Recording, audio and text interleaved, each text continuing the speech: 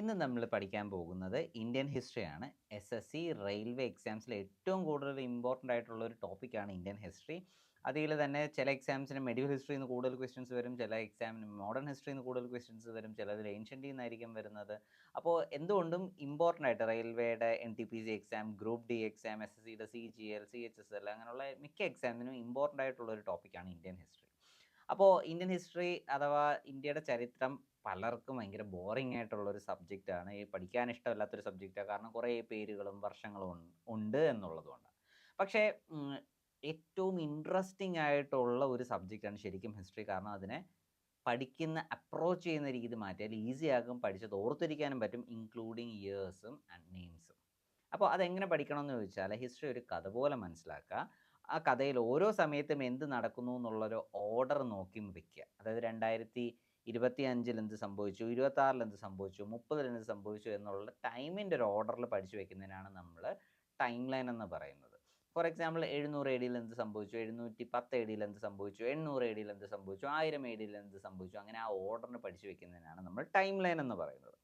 അപ്പോൾ ഏതൊരു സബ്ജക്റ്റും പഠിക്കുന്നതിന് മുന്നേ അതിനകത്ത് എന്തൊക്കെ കാര്യങ്ങളുണ്ടെന്ന് അറിയുന്നത് വളരെ ഹെൽപ്ഫുൾ ആയതുകൊണ്ട് തന്നെ ഹിസ്റ്ററി പഠിക്കേണ്ട കറക്റ്റ് രീതി ആദ്യം ടൈം ലൈൻ മനസ്സിലാക്കി വെച്ച് ടൈം ലൈനിൽ ഒരു ഏകദേശ ധാരണ ഉണ്ടാക്കിയിട്ട് സബ്ജക്റ്റ് പഠിക്കുന്നതായിരിക്കും. അതുകൊണ്ട് തന്നെ ഇന്നത്തെ ഒരു സെക്ഷനിൽ നമ്മൾ ടൈം ലൈൻ ആണ് നോക്കാൻ പോകുന്നത്. ഹിസ്റ്ററിയുടെ ടൈം ലൈൻ ആണ് നോക്കാൻ പോകുന്നത്. ഈ ടൈം ലൈനിൽ നമ്മൾ ഏൻഷ്യൻ്റ് ഹിസ്റ്ററി പഠിക്കും, മെഡിവൽ ഹിസ്റ്ററി പഠിക്കും, മോഡേൺ ഹിസ്റ്ററി പഠിക്കും. ഈ 3 ഹിസ്റ്ററിയും നമ്മൾ കവർ ചെയ്യുകയും മാത്രമല്ല ഈ ടൈം ലൈൻ പഠിക്കുന്നത് കൊണ്ട് കുറച്ച് ക്വസ്റ്റ്യൻസ് പല എക്സാമിനും റെയിൽവേയും PSC ഒക്കെ എക്സാംസിന് വരുന്ന കുറച്ച് ക്വസ്റ്റ്യൻസിൻ്റെ ആൻസേഴ്സ് നമുക്ക് ടൈം ലൈനിൽ നിന്ന് തന്നെ കിട്ടും. അപ്പോൾ ആക്ച്വൽ നമ്മൾ ഓരോ topic ancient history, medieval history, modern history അങ്ങനെ ഡീറ്റെയിൽ ആയിട്ട് പഠിക്കും. പക്ഷേ അതിന് മുന്നേ ആദ്യം നമ്മൾ പഠിക്കാൻ പോകുന്നത് ഇതിൻ്റെ മൂന്നിൻ്റെയും 3 പീരീഡിൻ്റെയും ടൈം ലൈൻ ആയിരിക്കും പഠിക്കുന്നത്. എന്നിട്ടേ ടോപ്പിക്ക് സ്റ്റാർട്ട് ചെയ്യുള്ളൂ. ഹായ്, എൻ്റെ പേര് Kiran Ravi, founder of Karma academy. അപ്പോൾ ഹിസ്റ്ററി എൻ്റെ വൺ ഓഫ് ദി ഫേവറേറ്റ് സബ്ജക്റ്റാണ് ഹിസ്റ്ററി. ഞാനും സ്കൂളിൽ പഠിച്ചിരുന്ന സമയത്ത് ഉറങ്ങി വീഴുന്ന ഒരു സബ്ജക്റ്റായിരുന്നു ഹിസ്റ്ററി എന്ന് പറയുന്നത്. പക്ഷേ അവിടെ നിന്ന് ഹിസ്റ്ററി അതിൻ്റെ ഒരു കഥ മനസ്സിലാക്കി അതിൻ്റെ പഠിക്കുന്ന രീതി കൃത്യമായി മനസ്സിലാക്കി കഴിഞ്ഞപ്പോൾ എനിക്ക് ഏറ്റവും ഇൻട്രസ്റ്റിംഗ് ആയിട്ട് തോന്നിയൊരു സബ്ജക്റ്റാണ് ഹിസ്റ്ററി. അപ്പോൾ നമുക്ക് ഇന്ത്യൻ ഹിസ്റ്ററിയുടെ ടൈം ലൈനിൽ സ്റ്റാർട്ട് ചെയ്യാം. അപ്പോൾ ഇന്ത്യൻ ഹിസ്റ്ററി പഠിച്ചു തുടങ്ങുന്നതിന് മുന്നേ ഇന്ത്യൻ ഹിസ്റ്ററിയിലെ 3 ഇമ്പോർട്ടൻറ്റ് പീരീഡ് നോക്കാം. അപ്പോൾ ഏതൊരു ഹിസ്റ്ററിയിലും ഏത് രാജ്യത്തിൻ്റെ ഹിസ്റ്ററി ആണെങ്കിലും വേൾഡിൻ്റെ ഹിസ്റ്ററി ആണെങ്കിലും ഹിസ്റ്റോറിയൻസ് 3ആയിട്ട് ഡിവൈഡ് ചെയ്തിട്ടുണ്ട്. അതിൽ ആദ്യത്തേതാണ് ഏൻഷ്യൻ്റ് ഹിസ്റ്ററി പീരീഡ്. ആദ്യത്തെ പീരീഡ് ഏൻഷ്യൻ്റ് ഹിസ്റ്ററി പീരീഡ്.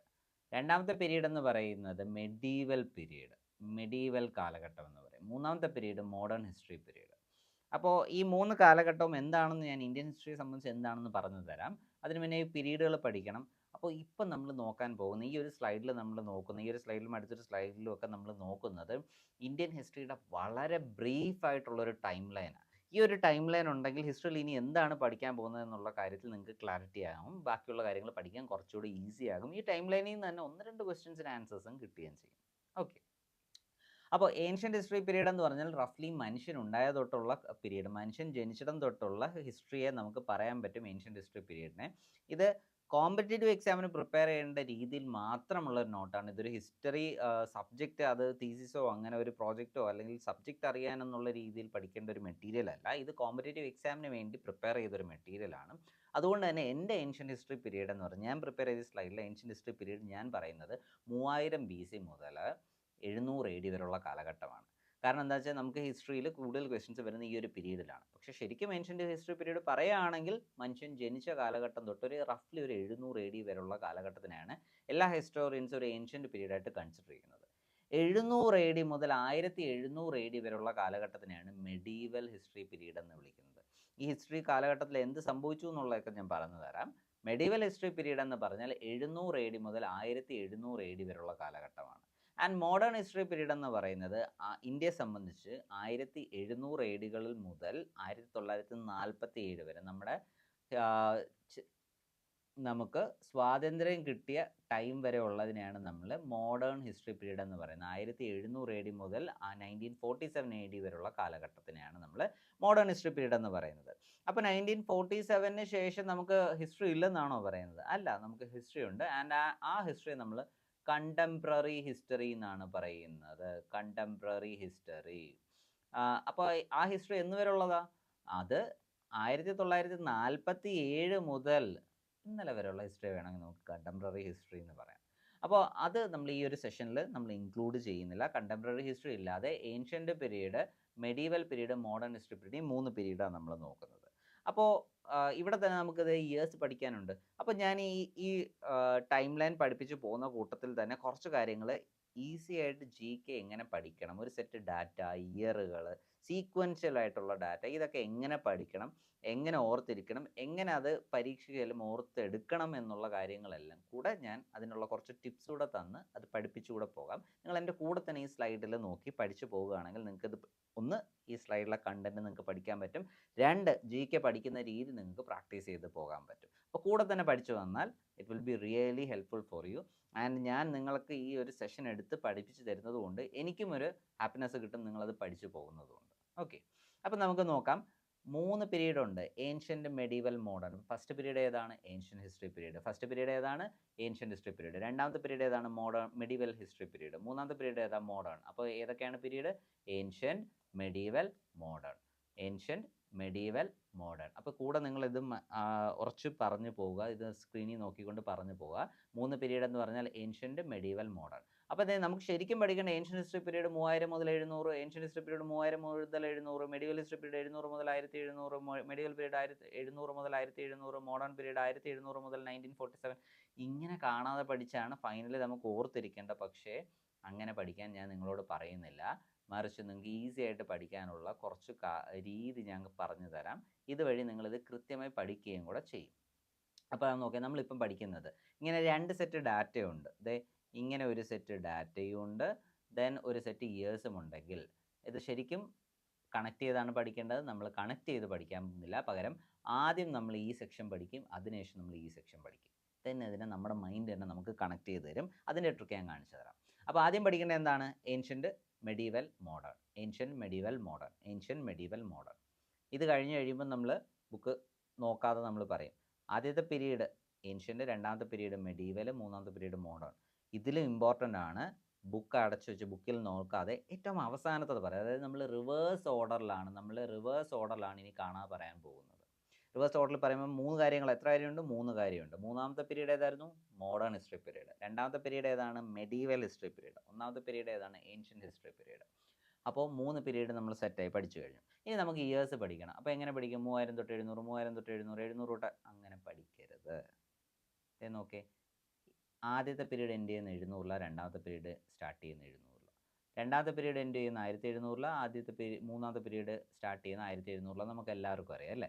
അപ്പോൾ ഈ ഇയേഴ്സിന് ഞാൻ ഓർഡറിലൊന്ന് എഴുതുവാണ്, റെപ്പറ്റീഷൻ ഇല്ലാതെ ഓർഡറിൽ എഴുതുകയാണ്. 3000 BC, അടുത്തത് 700 AD, അടുത്തത് 1700 AD, and last one 1947 AD. അപ്പോൾ നമുക്ക് ശരിക്കും 4 ഡാറ്റ മാത്രം ഇതിൽ പഠിച്ചാൽ മതി. ഇങ്ങനെ 3000, 700 2 എണ്ണം, 700, 1700 2 എണ്ണം, അങ്ങനെ 6 എണ്ണം പഠിക്കേണ്ട പകരം അപ്പോഴും എണ്ണം കുറഞ്ഞു. 4 ഡാറ്റ പഠിച്ചാൽ മതി. 3000, 700, 1700, 1947. ഇനി BC AD എല്ലാവർക്കും അറിയാമെന്ന് കരുതുന്നു. നമ്മളിപ്പം ഫോളോ ചെയ്യുന്ന ക്രിസ്തു വർഷത്തിൻ്റെ കലണ്ടറാണ്. ക്രിസ്തു ജനിച്ചൊരു വർഷം കൺസിഡർ ചെയ്ത് അതിന് പുറകോട്ടുള്ള പീരീഡിനെ BC, ബിഫോർ ക്രൈസ്റ്റ് എന്നും, അതിന് ശേഷമുള്ള ക്രിസ്തു ജനിച്ച വർഷം തൊട്ടുള്ള വർഷത്തിനെ AD അഥവാ അന്നോ ഡൊമിനി എന്നും വിളിക്കും. അപ്പോൾ ക്രിസ്തു ജനിച്ചതിന് തൊട്ട് മുന്നിലത്തെ വർഷത്തിനെ 1 BC നമ്മൾ വിളിക്കും. ക്രിസ്തു ജനിച്ചതിന് 10 വർഷം മുന്നേ ആണെങ്കിൽ അതിനെ 10 BC എന്ന് വിളിക്കും. ക്രിസ്തു ജനിച്ചതിന് 1000 വർഷം മുന്നേ ആണെങ്കിൽ 1000 BC എന്ന് വിളിക്കും. ക്രിസ്തു ജനിച്ചതിന് 3000 വർഷം മുന്നേ ആണെങ്കിൽ അതിനെ 3000 BC എന്ന് വിളിക്കും. ക്രിസ്തു ജനിച്ചതിന് 1 വർഷം കഴിയുമ്പോഴത്തേക്ക് നമ്മൾ അതിനെ 1 AD എന്ന് വിളിക്കും. ക്രിസ്തു ജനിച്ചതിന് 10 വർഷം കഴിയുമ്പോൾ അതിനെ 10 AD എന്ന് വിളിക്കും. ക്രിസ്തു ജനിച്ചതിന് ശേഷം 1947 വർഷം കഴിഞ്ഞാൽ അതിനെ 1947 AD എന്ന് വിളിക്കും. ക്രിസ്തു ജനിച്ചതിന് ശേഷം 2025 വർഷമായിട്ടുണ്ടെങ്കിൽ അതിനെ 2025 AD എന്ന് വിളിക്കും. അങ്ങനെയാണ് അത് പോകുന്നത്. അപ്പോൾ അതായത് നോക്കിയാൽ BC കുറഞ്ഞു വരും, AD കൂടി പോകും. അങ്ങനെ ആ ഒരു കലണ്ടർ പോകുന്നത്, ക്രിസ്തു വർഷം പോകുന്നത് മിക്കവർക്കും അറിയാം. ഞാൻ ജസ്റ്റ് ഒന്ന് പറഞ്ഞു എന്നുള്ളതേ ഉള്ളൂ. ഇനി കമ്മിങ് ബാക്ക്, എങ്ങനെ ഇയേഴ്സ് പഠിക്കണം? നോക്കേ, വർഷങ്ങൾ ഓർഡറിൽ നോക്കേ. 3000 BC ഒരു വെട്ടം അതിൽ നോക്കുക, ബുക്കിൽ നോക്കുക. 3000 BC, ദെൻ അത് മനസ്സിൽ പിക്ചറൈസ് ചെയ്യാം. 3000, 330, 3000 BC. അടുത്ത എന്താ? 700 AD. അടുത്ത 1700 AD. 700, 1700 കേൾക്കാൻ എളുപ്പമുണ്ട്. 700, ഒരു 1000 കൂടെ കൂടി 1700. അപ്പോൾ 3000 BC, ബാക്കി എല്ലാം AD ആണ്. പിന്നെ 3 എണ്ണം ഉണ്ട്, അത് 3 AD ആണ്. 3000 BC മനസ്സിൽ കാണണം. 700 AD, 1700 AD. 3000 BC, 700 AD, 1700 AD. എൻ്റെ കൂടെ പറയാം. ആൻഡ് ലാസ്റ്റ് വർഷം നമുക്ക് എല്ലാവർക്കും അറിയാം 1947 നമുക്ക് സ്വാതന്ത്ര്യം കിട്ടിയ വർഷം 1947. അതിലും ഒരു 7 ഉണ്ട്, 700 7 ഉണ്ട്, 1700 7 ഉണ്ട്. അപ്പോൾ നമുക്ക് നോക്കാം. 3000 BC, 700 AD, 1700 AD, 1947 AD. തിരിച്ചു പറഞ്ഞാലോ, 1947 AD, അതിനു മുന്നേ 1700 AD, അതിനു മുന്നേ 700 AD, അതിനു മുന്നേ 3000 BC. അപ്പോൾ ആദ്യത്തെ പീരീഡ് ഏൻഷ്യൻ്റ് ഹിസ്റ്ററി പീരീഡ് എന്ന് പറഞ്ഞാൽ ഈ 4 വർഷം പഠിച്ചാൽ ആദ്യത്തെ 2 എണ്ണത്തിനെ ചേർത്താൽ കിട്ടും. രണ്ടാമത്തെ പീരീഡ് മെഡിവൽ ഹിസ്റ്ററി എന്ന് പറഞ്ഞാൽ രണ്ടാമത്തെ മൂന്നാമത്തെ ചേർത്താൽ കിട്ടും. മൂന്നാമത്തെ പീരീഡ് മോഡേൺ ഹിസ്റ്ററി ചോദിച്ചാൽ മൂന്നാമത്തെ ലാസ്റ്റ് വർഷവും ചേർത്താൽ നമുക്ക് കിട്ടും. അപ്പോൾ നമുക്കൊന്ന് ട്രൈ ചെയ്ത് നോക്കാം. മൂന്നാമത്തെ പീരീഡ് ഞാൻ റിവേഴ്സിലാണ് കാണാതെ പറയുന്നത്. മൂന്നാമത്തെ പീരീഡ് മോഡേൺ പീരീഡ്. മൂന്നാമത്തെ പീരീഡ് മോഡേൺ പീരീഡ്. മോഡേൺ പീരീഡിൻ്റെ ടൈം പീരീഡ് ഏതായിരുന്നു? ലാസ്റ്റ് വർഷം തൊട്ട് റിവേഴ്സിൽ പറയാം. ലാസ്റ്റ് വർഷം 1947, അതിന് മുന്നേ 1700.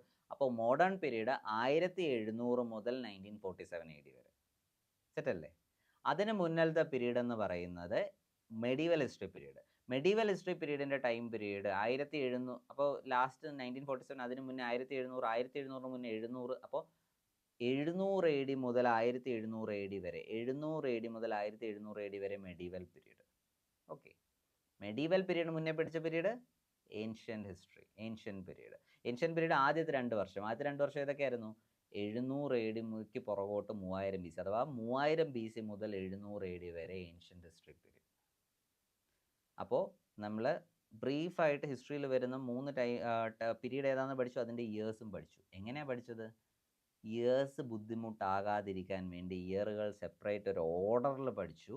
ആ നമ്പേഴ്സ് മനസ്സിൽ കണ്ടുകൊണ്ട് പഠിച്ചു. ദെൻ പീരീഡുകൾ സെപ്പറേറ്റ് പഠിച്ചു. അവസാനം ഇതിനെ രണ്ടിനും നമ്മുടെ തലച്ചോറ് തന്നെ കണക്ട് ചെയ്ത് തന്നു. സീക്വൻഷ്യൽ ഓർഡറിൽ ആദ്യം മുതൽ അവസാനം വരെ പഠിച്ചു, റിവേഴ്സ് ഓർഡറിൽ കാണാതെ പറഞ്ഞു. ഈ ഒരു ടെക്നിക്ക് ഉപയോഗിച്ചാൽ സീക്വൻഷ്യൽ ഡാറ്റ എത്ര ടഫാണെങ്കിലും ഒരു 20 to 50% ബെറ്റർ ആയിട്ട് നമ്മളെ കൊണ്ട് പഠിക്കാൻ പറ്റും. ഓക്കെ ആണോ? ഇത് ക്ലിയർ ആണെന്ന് വിശ്വസിക്കുന്നു. അടുത്ത സ്ലൈഡിലേക്ക് പോകാം. അപ്പോൾ ഏതൊരു ഹിസ്റ്ററി പീരീഡിലും, അത് ഏൻഷ്യൻ്റ് ആവട്ടെ, മെഡീവൽ ആവട്ടെ, മോഡേൺ ആകട്ടെ, ഈ പീരീഡിൽ എന്തൊക്കെ സംഭവിച്ചു എന്ന് ഞാൻ നിങ്ങൾക്ക് പറഞ്ഞു തരാം. ആ പറഞ്ഞു തന്നിട്ട് ആ കാര്യങ്ങൾ കംപ്ലീറ്റ് ആയിട്ട് പഠിക്കുന്നതിന് മുന്നേ, അത് ഞാൻ ഇനി കംപ്ലീറ്റ് ആയിട്ട് ഏൻഷ്യൻ്റ് പീരീഡിൽ എന്തൊക്കെയാണ് ഇമ്പോർട്ടൻറ്റ് കാര്യങ്ങൾ ഓർഡറിൽ നമ്മൾ ടൈം ലൈനായിട്ട് പഠിക്കും. മെഡീവൽ ഹിസ്റ്ററിയിൽ എന്തൊക്കെയാണ് ഇമ്പോർട്ടൻറ്റ് കാര്യങ്ങൾ അതും ഓർഡറിൽ ടൈം ലൈനായിട്ട് പഠിക്കും. മോഡേൺ ഹിസ്റ്ററി പീരീഡിൽ എന്തൊക്കെയാണ് ഇമ്പോർട്ടൻറ്റ് കാര്യങ്ങൾ അതും ഓർഡറിൽ നമ്മൾ പഠിക്കും. പക്ഷേ അങ്ങനെ പഠിക്കുന്നതിന് മുന്നേ ഈ പഠിച്ച കാര്യങ്ങളെല്ലാം തലയിലൊന്ന് സ്റ്റിക്ക് ഓൺ ചെയ്യാൻ, എല്ലാം കൂടെ ഒന്ന് സെറ്റ് ആകാൻ വേണ്ടി നമ്മൾ എന്താ ചെയ്യുന്നതെന്ന് വെച്ചാൽ ഈ 3 പീരീഡിനെയും ഡിഫൈൻ ചെയ്യാൻ, ഓരോ പീരീഡും എടുത്ത് ആ പീരീഡിൽ എന്തൊക്കെ സംഭവിച്ചു നമ്മളെ എളുപ്പത്തിൽ ഓർത്തിരിക്കാൻ വേണ്ടി, അതൊന്ന് ആ പീരീഡിനെ ഒന്ന് ഡിഫൈൻ ചെയ്യാൻ വേണ്ടി ഓരോ പീരീഡിലും ഏറ്റവും ഇമ്പോർട്ടൻ്റ് ആയിട്ടുള്ള 2 എലമെൻറ്റുകൾ, 2 കാര്യങ്ങൾ വീതം നമ്മൾ ജസ്റ്റ് ഒന്ന് ഡിസ്കസ് ചെയ്തിട്ടായിരിക്കും ഓരോ പീരീഡിലും ഡെപ്തിൽ പോകുന്നത്. ഓക്കെ ആണോ? അപ്പോൾ ഈ ഒരു സ്ലൈഡിൽ കുറച്ചധികം കണ്ടൻറ്റ് വരുന്നത് കൊണ്ട് ഞാൻ തൽക്കാലത്തേക്ക് എന്നെ ഒന്ന് ഈ ഒരു സ്ലൈഡിൽ നിന്ന് ഹൈഡ് ചെയ്യാണ്. ഞാനിവിടെ ഈ സ്ലൈഡിൽ ഉണ്ടാകില്ല, മറിച്ച് ഈ സ്ലൈഡിൽ ഉള്ള കണ്ടൻറ്റുകൾ അനിമേഷനും ഒക്കെ വരും. ഹിസ്റ്ററി എൻ്റെ ഒരു വളരെ ഫേവറേറ്റ് സബ്ജക്റ്റ് ആയതുകൊണ്ട് ഞാൻ കുറച്ചധികം ടൈം ആൻഡ് എഫേർട്ട് എടുത്ത് ഈ സ്ലൈഡുകൾ പ്രിപ്പയർ ചെയ്ത് കുറച്ച് എന്നെ കൊണ്ട് പറ്റുന്ന കണക്ക് ഞാൻ അനിമേഷൻ പോലെ ഇത് ചെയ്തിട്ടുണ്ട്. ജസ്റ്റ് സ്ലൈഡ് ഷോ ആണ്, നിങ്ങൾ എൻജോയ് ചെയ്യുമെന്ന് കരുതുന്നു. ഒപ്പം ഇത് ഈസി ആയിട്ട് നിങ്ങളെ പഠിക്കാനുള്ളൊരു കാഴ്ചപ്പാടും ഐഡിയാസും മനസ്സിൽ തരുമെന്ന് വിശ്വസിക്കുന്നു. അപ്പോൾ ആദ്യത്തെ നമ്മുടെ പീരീഡ് ഏൻഷ്യൻ്റ് ഹിസ്റ്ററി പീരീഡാണ്. ഏൻഷ്യൻ്റ് ഹിസ്റ്ററി പീരീഡിനെ നമുക്ക് ഡിഫൈൻ ചെയ്യാൻ പറ്റുന്ന ആ കാലഘട്ടത്തിൽ നടന്ന 2 ഇമ്പോർട്ടൻറ്റ് കാര്യം പറയാം. ഏൻഷ്യൻ്റ് ഹിസ്റ്ററി പീരീഡിലാണ് ആദ്യത്തെ നാഗരിക ജീവിതങ്ങൾ അഥവാ സിവിലൈസേഷൻസ് അല്ലെങ്കിൽ സിറ്റി ലൈഫുകൾ, ലോകത്തിലെ ആദ്യത്തെ സിറ്റി ലൈഫുകൾ എല്ലാ സ്ഥലത്തെയും ഏൻഷ്യൻ്റ് പീരീഡിലാണ് വന്നത്. ഇന്ത്യയിലും അതേ കണക്ക് തന്നെ ഇന്ത്യയിലെ ആദ്യത്തെ സിറ്റികൾ, ഏൻഷ്യൻ്റ് സിറ്റീസ് വന്നത് ഏൻഷ്യൻ്റ് ഹിസ്റ്ററി പീരീഡിലാണ്. അപ്പോൾ ഏൻഷ്യൻ്റ് ഹിസ്റ്ററി പീരീഡിൽ നടന്ന ആദ്യത്തെ ഇമ്പോർട്ടൻറ്റ് കാര്യം ഏൻഷ്യൻ്റ് സിവിലൈസേഷൻസ് ആണ്. അപ്പോൾ ആദ്യത്തെ സിവിലൈസേഷൻസ് വന്നു. ഇപ്പോൾ ഇന്ത്യയെ സംബന്ധിച്ച് നമ്മുടെ ഇൻഡസ് വാലി സിവിലൈസേഷൻ ഈ ഒരു കാലഘട്ടത്തിലാണ്, ഈ ഒരു ഏൻഷ്യൻ്റ് പീരീഡിലാണ് ആദ്യത്തെ സിവിലൈസേഷൻ വരുന്നത്.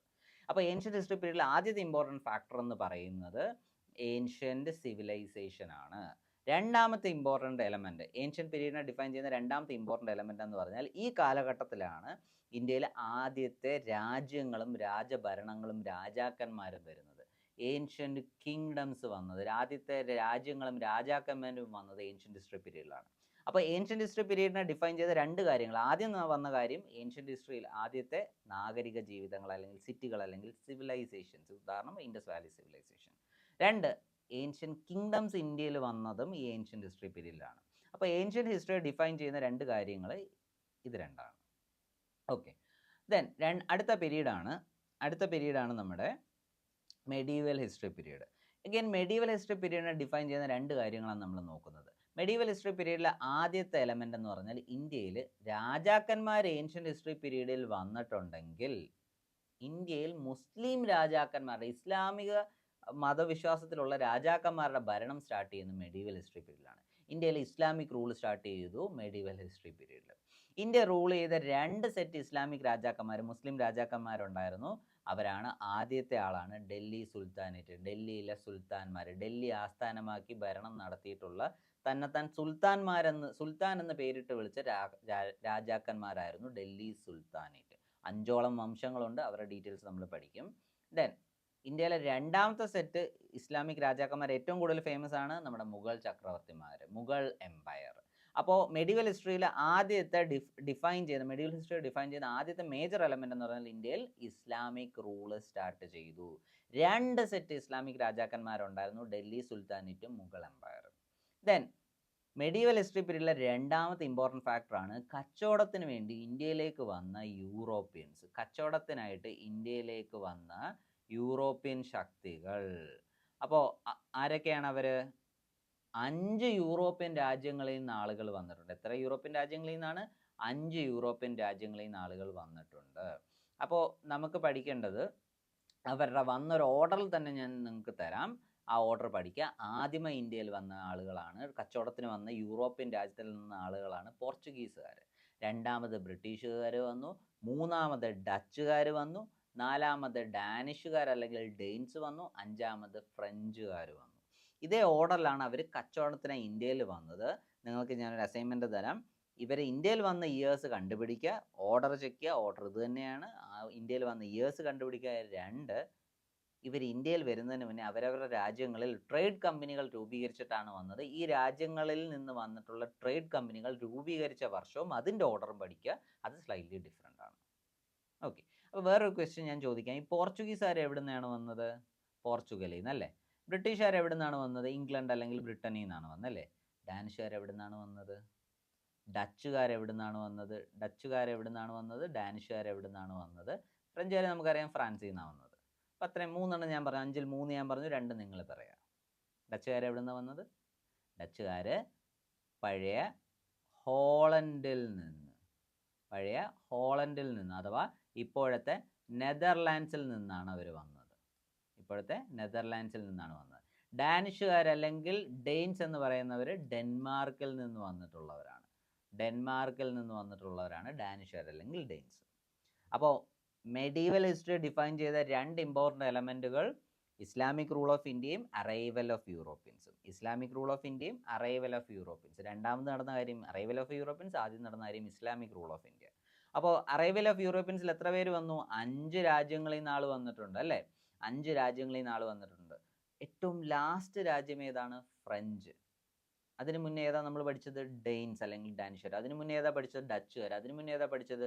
ബ്രിട്ടീഷുകാർ. അതിന് മുന്നേ ഏതാ പഠിച്ചത്? പോർച്ചുഗീസുകാർ. Portuguese, British, Dutch, Danes and French. PBDDF, PB politburo എന്ന് ഓർത്താൽ മതി. PB DDT എന്ന് പറയുന്നത് നമുക്ക് DDF ലാസ്റ്റ് ആണ് ഫ്രഞ്ച്. അപ്പോൾ PBDDF, DDTക്ക് പകരം DDF, PB പോളിറ്റ് ബ്യൂറോ എന്ന് ഓർത്താൽ മതി. അപ്പോൾ ഡച്ച് ഡാനിഷ് ആണ് order. Dutch Danish Dutch Danish. അപ്പോൾ Portuguese, British, Dutch, Danish, French. ഈ ഓർഡറിലാണ് വന്നത്. ദെൻ ഇസ്ലാമിക് റൂൾ നോക്കുമ്പോൾ 2 സെറ്റ് ഇസ്ലാമിക് രാജാക്കന്മാരാണ് വന്നത്. രണ്ടാമത് വന്നത് മുഗൾ എംപയറും, ആദ്യം വന്നത് ഡൽഹി സുൽത്താനേറ്റും. അപ്പോൾ മെഡീവൽ ഹിസ്റ്ററി പീരീഡ് നിങ്ങൾക്ക് ക്ലിയർ ആയെന്ന് വിശ്വസിക്കുന്നു. എന്താ മൂന്നാമത്തെ പീരീഡ്? മോഡേൺ ഹിസ്റ്ററി പീരീഡിൽ അപ്പോൾ ഈ വന്ന യൂറോപ്യൻസിനകത്ത് 5 പേരിൽ ഒരു പവർ മേജറായിട്ട് ഇന്ത്യയുടെ കുറേ പോർഷൻ പിടിച്ചെടുത്ത് റൂളിംഗ് എസ്റ്റാബ്ലിഷ് ചെയ്തു വരുന്നു. അവരാണ് ബ്രിട്ടീഷുകാർ. അപ്പോൾ British rule of India, East India കമ്പനിയായിട്ട് വന്ന ബ്രിട്ടീഷുകാർ ഇന്ത്യയിൽ കച്ചവടത്തിന് ശേഷം റൂളിംഗ് കൂടെ പിടിച്ചെടുക്കുന്നു, പല ഭാഗത്തും റൂൾ ചെയ്യാൻ തുടങ്ങുന്നു.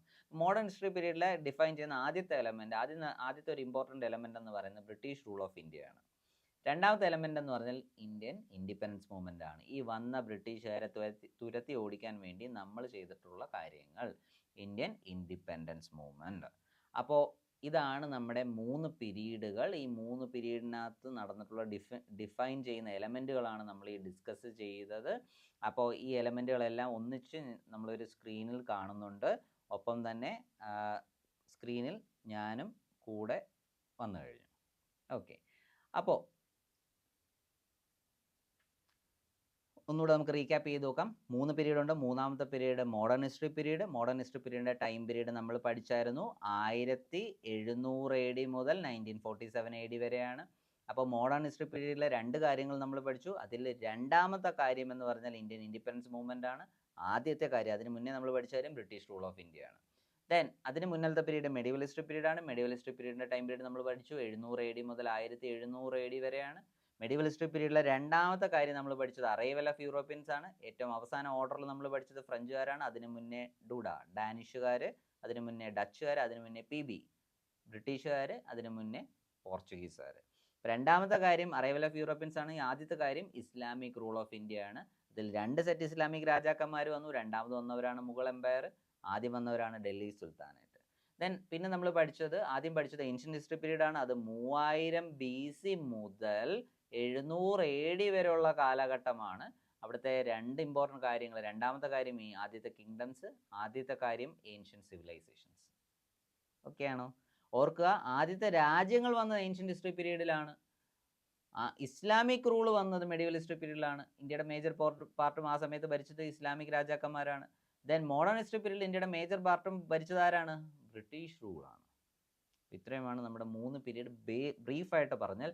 ഈ ഒരു ക്ലാരിറ്റി നിങ്ങൾക്കുണ്ടെങ്കിൽ ഇനി ഹിസ്റ്ററി പഠിക്കാൻ ടൈം ലൈനിൽ ഓരോ ഏൻഷ്യൻ്റ് ഹിസ്റ്ററിയുടെ ടൈം ലൈൻ നമ്മൾ നോക്കും, മെഡിവൽ ഹിസ്റ്ററിയുടെ ടൈം ലൈൻ നോക്കും, മോഡേൺ ഹിസ്റ്ററിയുടെ ടൈം ലൈൻ നോക്കും. അപ്പോൾ അത് കുറച്ചുകൂടെ ബെറ്റർ ആയിട്ട് ഈസി ആയിട്ട് പഠിക്കാൻ പറ്റും. ഈ ടൈം ലൈൻ വെച്ചിട്ടായിരിക്കും ഡീറ്റെയിൽ ആയിട്ട് നമ്മൾ സിലബസിൽ ഓരോ പോർഷനിലേക്കും പോകുന്നത്.